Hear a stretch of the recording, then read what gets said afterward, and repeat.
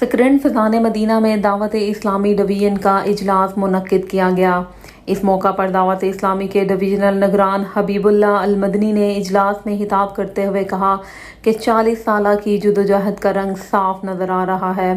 جس میں خلوص اور محنت شامل ہے، جس کی وجہ سے آج دنیا کے 200 ممالک میں دین کا پیغام پہنچ چکا ہے، جس کا اہم کردار شیخ طریقت بانی دعوت اسلامی حضرت علامہ محمد الیاس قادری کا ہے، اور 2 ستمبر پہ دعوت اسلامی کے 40 سال مکمل ہوں گے۔ اس دن کو دنیا کے مختلف ممالک میں شاندار نمونے کے طور پر منایا جائے گا، جو مدنی چینل پہ بھی ٹیلی کاسٹ کیا جائے گا، اور 4 ستمبر میں چلڈرن پارک سکرنڈ میں بھرپور نمونے کا اجتماع بھی کیا جائے گا، جس میں دعوت اسلامی کی 40 سالہ جدوجہد کو ہائی لائٹ کیا جائے گا۔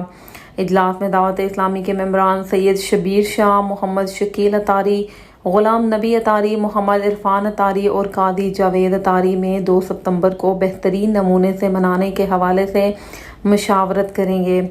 رپورٹ محمد لغاری، شمع نیوز، نوابشاہ۔